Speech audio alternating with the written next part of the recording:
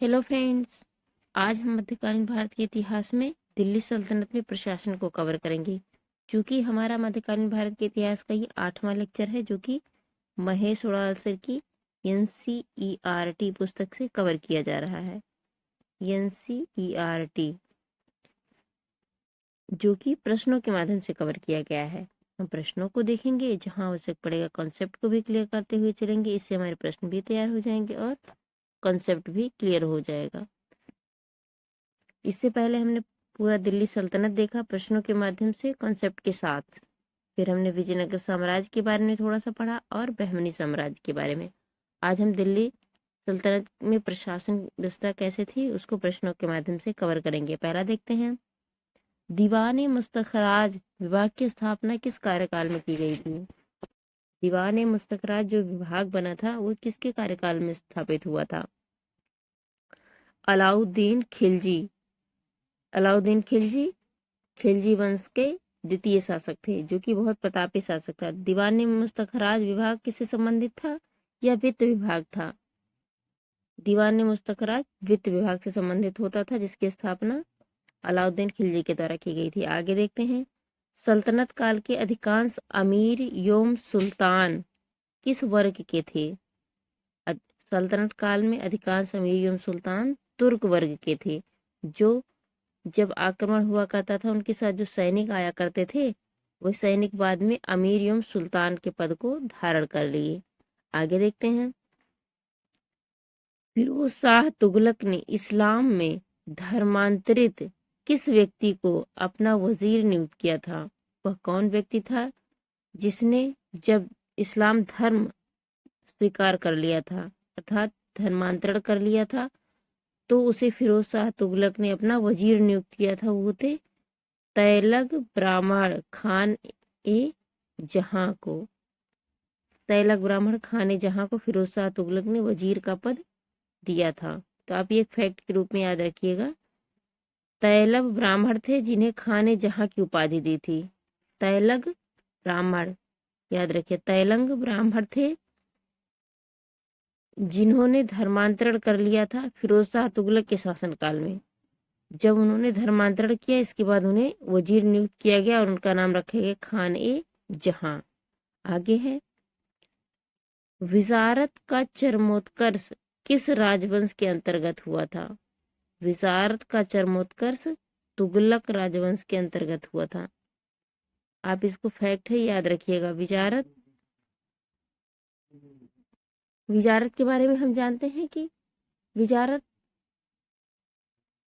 तुगलक वंश के समय में चरमोत्कर्ष पर पहुंचा। इसका अर्थ क्या हुआ कि विजारत में हम कर को लगाते थे।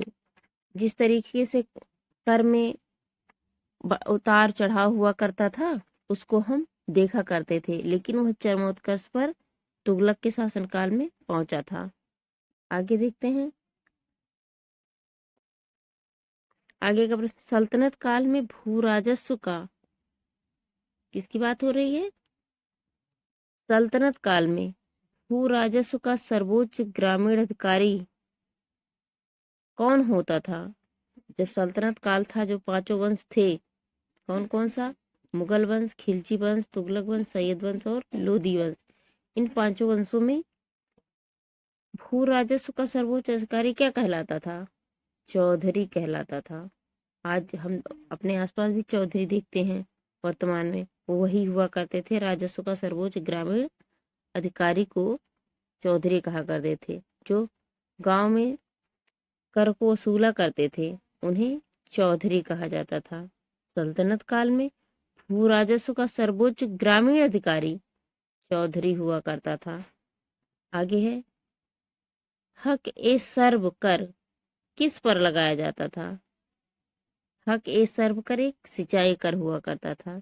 हक ए सर्व कर एक सिंचाई कर हुआ करता था। आप इसको बस याद रखिएगा फैक्ट के रूप में, क्योंकि अब फैक्ट को तो हम कुछ नहीं जान पाएंगे, लेकिन हक ए सर्व किससे संबंधित है? सिंचाई कर से संबंधित है। इस तरीके से फैक्ट आप याद रखिएगा। आगे है, यहाँ पे लिखा है, इस्लामी शरीयत के अनुसार करों के प्रकार क्या क्या थे? जैसे जजिया, जकात, खुम्स, खराज। तो ये क्या है? जजिया किसे कहते थे? जकात किन्हें कहा जाता था, खुम्स किन्हें कहा जाता था, खराज किन्हें कहा जाता था, इसको हम चलिए देखते हैं। जजिया वो होता था जो गैर मुस्लिमों से लिया जाने वाला कर होता था। गैर मुस्लिम अर्थात मुसलमानों को छोड़कर जो भी अन्य लोग रहते थे उनसे धार्मिक अगर कोई भी अनुष्ठान होता था उनसे जजिया नामक कर लिया जाता था, जिन्हें हम गैर मुस्लिम से लिया जाने वाला कर भी कहते थे। आगे का है जकात किसे कहा जाता था, मुसलमानों से उनकी आय का 2.5% अर्थात 2.5%, 2.5% वो जो स्वयं अपने आप अगर उन्हें इच्छा हो कि नहीं हमें अपने धन का कुछ हिस्सा सरकार के राजस्व में दान करना चाहिए, जिन्हें हम स्वैच्छिक धार्मिक कर भी कह सकते हैं, यह मुसलमानों से लिया जाता था जो कि स्वैच्छिक था और ये धार्मिक कर हुआ करता था जो अपनी आय का 2.5% अर्थात 2.5% दिया जाता था। खुम्स किसे कहा जाता था, ये वो कर होता था जब भी कहीं युद्ध हो, कहीं बाह्य आक्रमण किया जाता था तो वहां से जो धन लूट के लाया जाता था उसे ही खुम्स कहा जाता था। युद्ध में लूटा गया धन को खुम्स कहते थे और उसके 1/5 हिस्से को सुल्तान रखता था और 4/5 हिस्से को उन्हीं सैनिकों में बांट दिया जाता था। परंतु इसी खुम्स में अलाउद्दीन के काल में 1/5 हिस्सा ही केवल सैनिकों को दिया जाने लगा। कहीं ना कहीं सैनिकों के वेतन में कमी की गई थी अलाउद्दीन के समय में, जब जो कि लूट से धन प्राप्त किया जाता था। तो लूट से प्राप्त धन को खुम्स कहते थे, जो कि 1/3 भाग सुल्तान रखता था, 1/5 भाग सुल्तान रखता था और 4/5 सैनिकों को उनकी मेंटेनेंस, उनके जो भी वेतन भत्ते हैं उनको दिया जाता था। लेकिन अलाउद्दीन ने इसमें कुछ चेंज किया था, वही हिस्सा उलट दिया था, अर्थात 1/5 सैनिकों को देने लगे और 4/5 स्वयं रखने लगे। आगे एक कर है खराज। खराज भू राजस्व व्यवस्था होती थी जो गैर मुस्लिमों से लिया जाता था, कोई धार्मिक नहीं था। साधारण रूप से आप अगर खेती करते हैं या फिर कोई व्यवसाय करते हैं तो आपको खराज देना पड़ेगा, लेकिन वो गैर मुस्लिम होते थे। आगे है सिक्कों पर बगदाद के अंतिम खलीफा का नाम सर्वप्रथम किस शासक के शासनकाल में अंकित हुआ था। खलीफा कौन थे, मुसलमानों के सर्वोच्च गुरु हुआ करते थे, अर्थात इस्लाम धर्म के सर्वोच्च गुरु को हम खलीफा कहते थे। अगर कोई सुल्तान बनता है या कहीं कोई क्षेत्र विजित होता है तो वो सम्राट है, इसके लिए एक परमिशन के रूप में खलीफा से ही परमिशन लिया जाता था। तो जो बगदाद में अवस्थित अंतिम खलीफा थे, सर्वप्रथम किस शासक ने उनका नाम अंकित करवाया था, वो अलाउद्दीन मसूद शाह थे। ये अलाउद्दीन खिलजी के से पहले आए। अलाउद्दीन ने इन्हें ही मारकर शासन व्यवस्था में स्थापित किया था अपने आप को। आगे यहाँ पे एक नोट है, इल्तुतमिश ने अपने शासनकाल में चांदी का टंका तथा तांबे का जीतल नामक 2 सिक्के चलवाए थे। टंका क्या होता था, जो चांदी का बना होता था, जीतल तांबे के बने होते थे और यह इल्तुतमिश के द्वारा चलाया गया था। इल्तुतमिश कौन थे, गुलाम वंश के एक शासक हुआ करते थे, यही रजिया सुल्ताना के पिता थे। आगे है तो कभी भी प्रश्न आए, टंका क्या था, चांदी का सिक्का, जीतल तांबे का सिक्का हुआ करता था। सल्तनत काल में फवाजिल का तात्पर्य क्या था, फवाजिल का तात्पर्य इक्तादारों द्वारा सरकारी खजाने में जमा की गई अतिरिक्त राशि। इक्तादार क्या होते थे, जैसे हम बाद में देखते हैं जमींदारी व्यवस्था, उसी तरीके से उसी का एक रूप था, वो अलग तरीके से था, उन्हें इक्तादार कहा जाता था। जमीन के कुछ मालिकाना हक दिए जाते थे और वो कर वसूला करते थे। जितना कर निर्धारित होता था वो तो देते ही थे इक्तादार, लेकिन अगर वो जो सरकारी खजाने में कुछ अतिरिक्त, मान लीजिए उस वर्ष ज्यादा उत्पादन हुआ, तो ज्यादा उत्पादन में से कुछ हिस्सा इक़्तिदार सरकारी खजाने में स्वेच्छा से जब जमा करते थे उसे ही फवाजिल कहा जाता था। आगे है,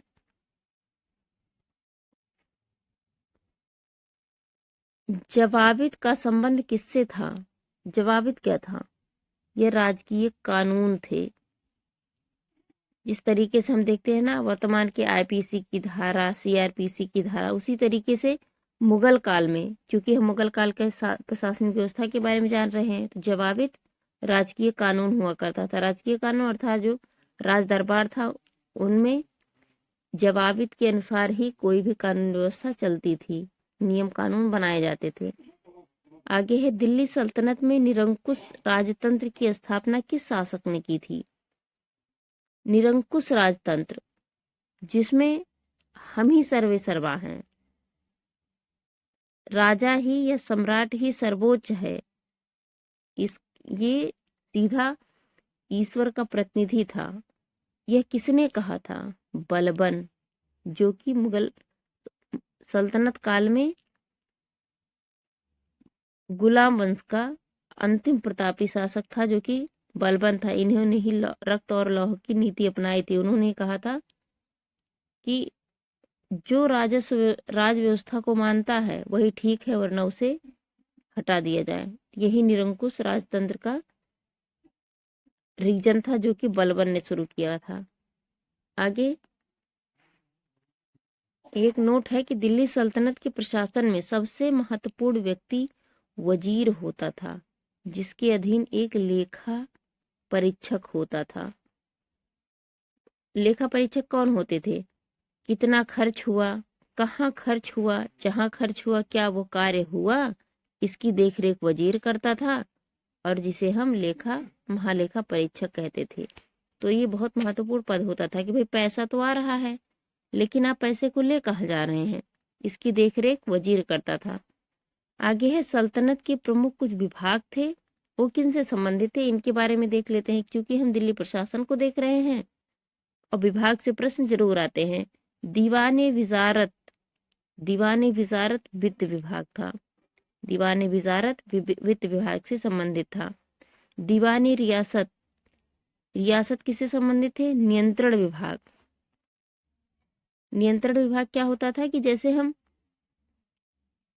कहाँ कितना वित्त खर्च करना है, अगर कार्य हुआ तो कार्य तो दिखाया जाना चाहिए ना, बस अगर हम कहीं नोट पे लिख दें कि हाँ ये कार्य हो गया, अगर वो फील्ड पर ना हुआ हो तो इसका ये नियंत्रण रखता था, जिसे हम दीवानी रियासत कहते थे। दीवानी विजारत वित्त विभाग, दीवानी रियासत नियंत्रण विभाग से संबंधित था। आगे का विभाग है दीवाने मुस्तखराज। इससे पहले हमने देखा कि कृषकों के द्वारा जो बकाया भू राजस्व होता था उसे वसूला जाता था दीवाने मुस्तखराज के द्वारा। जैसे टैक्स आज देखते हैं कर विभाग है, उसी तरीके से मुगल सल्तनत काल में मुस्तखराज विभाग हुआ करता था, जिन्हें हम दीवाने मुस्तखराज कहते थे। आगे है दीवाने को ही, दीवाने को ही कृषि के विकास के लिए कुछ धन इसमें एकत्रित किया जाता था, और कृषकों को कृषि के लिए अग्रिम राशि भी दी जाती थी, जिन्हें हम दीवाने को ही कहते थे, जो कि कृषि विभाग के विकास से संबंधित था। कृषि का विकास कैसे होगा, उसमें बदलाव क्या किया जाए कि उत्पादन अधिक हो, इसकी देखरेख के लिए दीवाने को ही विभाग की स्थापना की गई थी। आगे है दीवाने कजा। दीवाने कजा न्याय विभाग से संबंधित था, जिन्हें हम काजी भी कहते थे। काजी न्याय व्यवस्था को देखता था, इसीलिए इस विभाग का नाम दीवाने कजा भी है। आगे है दीवाने इंसा किससे संबंधित है? पत्राचार विभाग से संबंधित है। पत्र देखते हैं, आज हम मीडिया को देखते हैं। सल्तनत काल में दीवाने इंसा पत्राचार विभाग से संबंधित था। दीवाने अर्ज सैन्य विभाग से संबंधित था। दीवाने अर्ज सैन्य विभाग से संबंधित था मुगल काल में। बहुत महत्वपूर्ण है ये।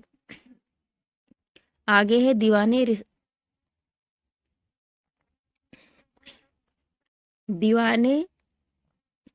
रिसालत, यह विदेश विभाग था।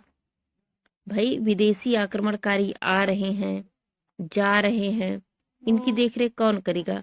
अगर हम विदेशों से व्यापार कर रहे हैं तो वहां के व्यापार व्यवस्था की देखरेख कौन करेगा? हम सब कुछ एक ही जगह तो होता नहीं, कुछ हमारे यहाँ होगा, कहीं अन्य जगह होगा। हम वहां से उन चीजों को लेंगे, अपने यहाँ की चीजों को देंगे। तो ये जो लेन देन की व्यवस्था है, कहीं ना कहीं इसके लिए वित्त विभाग की आवश्यकता होती है, और उसमें भी विदेश विभाग की आवश्यकता होती है, जिन्हें हम दीवाने रिसालत कहते थे। आगे है दीवाने बरीद क्या होता था? दीवाने बरीद गुप्तचर विभाग से संबंधित था। मध्यकालीन भारत में भाई अमीर या सुल्तान जो अन्य होते थे, वो क्या राजा के साथ या जो सम्राट बैठता था उसके साथ सही तरीके से व्यवहार कर रहे हैं, या फिर जो जनता है वो खुश है, इसके लिए एक गुप्तचर विभाग बनाया गया था जिसे हम दीवाने बरीद कहते थे। आगे है दीवान ए बंदगान, दास विभाग से संबंधित था। दीवाने बंदगान दास विभाग से संबंधित था।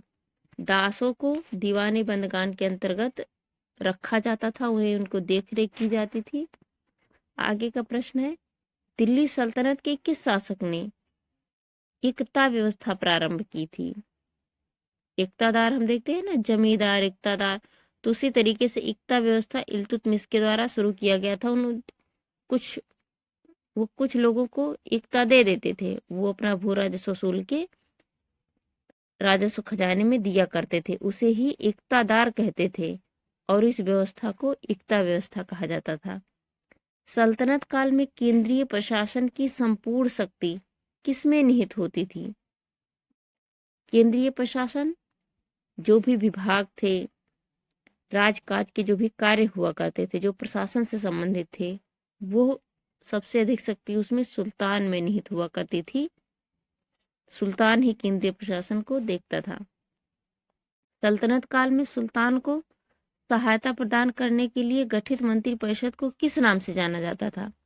वर्तमान में हम देखते हैं संसद है, केंद्र में, राज्यों में विधानसभा है, विधान परिषद है, वो सरकार को सहायता देती है कि किस तरीके से शासन व्यवस्था को चलाया जाए। लेकिन सल्तनत काल में एक मंत्रिपरिषद होता था जो सुल्तान को सहायता एवं सलाह देता था। वो किस नाम से जाने जाते थे? मजलिस ए खलवत नाम से जाना जाता था, जो कि मंत्रिपरिषद हुआ करता था। सल्तनत काल में मंत्रिपरिषद को दीवाने खलवत नाम से जानते थे। आगे है, इक्तादारों पर नियंत्रण स्थापित करने के लिए ख्वाजा नामक अधिकारी की नियुक्ति किसके द्वारा की जाती थी? जैसे कोई जमींदार अब ये नहीं जमींदारी ले ले, इसके बाद राजस्व व्यवस्था राजस्व में ना डाले, उनकी भी देख रेख के लिए एक अधिकारी नियुक्त होता था। इसी तरीके से तो बाद में बिचौलियों का बहुत ज्यादा विकास हो गया, इतने ज्यादा बिचौलिए हो गए कि राजस्व कहीं ना कहीं नीचे तक पहुंचे, ये पॉसिबल ही नहीं हो पाता था। तो इक्तादारों पर नियंत्रण रखने के लिए को राजस्व में अपना राजस्व या कर व्यवस्था कर डाल रहे हैं या नहीं, इसकी देखरेख के लिए एक ख्वाजा नामक अधिकारी नियुक्त होता था। ये किसने नियुक्त किया था? सबसे पहले बलबन के द्वारा ख्वाजा नामक अधिकारी इक्तादारों पर नियंत्रण स्थापित करने के लिए शुरू किया गया था। और एकता व्यवस्था हमने देखा था इल्तुतमिश के द्वारा शुरू किया गया था, इसके बाद बलबन आया था। ये दोनों, बलबन गुलाम वंश का एक शासक था, गुलाम वंश। आगे है, सल्तनत काल में भू राजस्व की दर सामान्यतः कितनी होती थी? टैक्स व्यवस्था कितना लगाया जाता है? जैसे हम आज देखते हैं 5% टैक्स, 10% टैक्स, 15%। तो भू राजस्व, भूमि, चूंकि उस समय राजस्व से संबंधित सोर्स कृषि ही हुआ करती थी, तो भू राजस्व भूमि पर ही कर लगाए जाते थे। तो मुगल सल्तनत काल में कितना भू राजस्व कर था? 20 से 25% कर के रूप में लिया जाता था, जो कि भू राजस्व से संबंधित था। आज हम देखते हैं अलग अलग कर है, 5% है, 10% है, 20% है, जो कि भू राजस्व कर नहीं, अप्रत्यक्ष कर है। लेकिन भू राजस्व कर सल्तनत काल में 20 से 25% हुआ करता था। आगे है यहाँ सल्तनत काल के कुछ प्रमुख अधिकारी की चर्चा की गई है। आरिज मुबालिक किन्हें कहा जाता था? सल्तनत काल के प्रमुख अधिकारी कौन किन नामों से जाने जाते थे? जैसे हम जनरल, कर्नल आज हम देखते हैं, उसी तरीके से सल्तनत काल में जो प्रमुख अधिकारी होते थे उनमें दीवाने आरिज या आरिज मुमालिक सैन्य विभाग का प्रधान अधिकारी होता था। सैन्य विभाग को दीवाने अर्ज कहा जाता था। दीवाने अर्ज का अधिकारी आरिज मुमालिक होता था जो कि सैन्य विभाग का प्रधान होता था। वरीद मुमालिक गुप्तचर विभाग का प्रमुख अधिकारी होता था। दीवाने वरीद गुप्तचर विभाग था, उसका अधिकारी वरीद मुमालिक कहलाता था। सद्र उस सुदूर ये धार्मिक विभाग से संबंधित थे कि धार्मिक कार्य किस तरीके से कार्यकाज चले, इसके लिए सद्र उस सुदूर नामक अधिकारी नियुक्त किया जाता था जो कि धार्मिक विभाग का प्रधान हुआ करता था। आगे है अमीर ए आखुर विभाग अश्वशाला का प्रधान होता था। चूंकि कहीं भी लड़ाई लड़ने जानी होती थी तो घोड़ों का ही प्रयोग किया जाता था, तो उसकी देखरेख के लिए एक विभाग भी बनाया गया था जिसे हम अश्वशाला कहते थे। अमीर ए आखुर उसी अश्वशाला का अधिकारी हुआ करता था। आगे है सर ए जानदार जो कि सल्तनत के अंगरक्षकों का प्रमुख हुआ करता था। सल्तनत काल में जो राजा या सुल्तान के अंगरक्षक होते थे वो अंगरक्षक अपने कार्य अच्छे से करे, इनका भी देख रेख के लिए एक अधिकारी नियुक्त होता था जिन्हें हम सर ए जानदार कहते थे। आगे है अमीर ए हाजिब। अमीर ए हाजिब दरबारी शिष्टाचार के नियमों को लागू करने वाला था। अब राजा हर दिन तो ये बताएगा नहीं कि आप इस तरीके से कार्य करो, आपने ये कार्य गलत किया, वो तो दंड देता था ना, लेकिन इसकी देखरेख के लिए अमीर हाजिब की नियुक्ति की गई थी। और यहाँ पे एक नोट है, हमने इससे पहले ही देखा था लेकिन देखते हैं कि दिल्ली सल्तनत के प्रशासन में सबसे महत्वपूर्ण अधिकारी वजीर हुआ करता था जो कि महालेखा परीक्षक था। वर्तमान में हम देखते हैं ना CAG, सरकार क्या खर्च करती है, कहाँ खर्च करती है, कितना खर्च करना चाहिए, अगर खर्च की है तो क्या कार्य हुए हैं और क्या कार्य में कमी की जा सकती थी कि बस जितना खर्च कर दिया उतना ही लगता था, उससे कम में वो कार्य हो सकता था। इसका निरीक्षण वर्तमान में CAG करता है और दिल्ली सल्तनत में इसका निरीक्षण वजीर किया करता था जो कि सबसे महत्वपूर्ण व्यक्ति होता था। तो कभी भी प्रश्न आए कि सल्तनत में सबसे महत्वपूर्ण व्यक्ति कौन होता था, वजीर, प्रधान या फिर मुमालिक, तो सबसे प्रमुख व्यक्ति वजीर हुआ करता था। तो हमारा दिल्ली सल्तनत से संबंधित ये उसके प्रशासन से संबंधित महत्वपूर्ण चैप्टर था। इस लेक्चर को हम यहीं समाप्त करते हैं। आप इसको रिवाइज कर लीजिएगा क्योंकि इससे प्रश्न आते हैं सबसे महत्वपूर्ण, तो ये आप याद रखिएगा। प्रमुख विभाग, इससे एक न एक प्रश्न सभी परीक्षाओं में जरूर आते हैं, तो चाहे आप रिवाइज करके देख लीजिएगा, आगे आने वाली किसी न किसी परीक्षा में इनमें से एक न एक प्रश्न जरूर पूछे जाएंगे। तो आप रिवाइज कर लेंगे 1-2 बार तो आप नहीं भूलेगा। इस लेक्चर को यहीं समाप्त करते हैं। Thank you very much.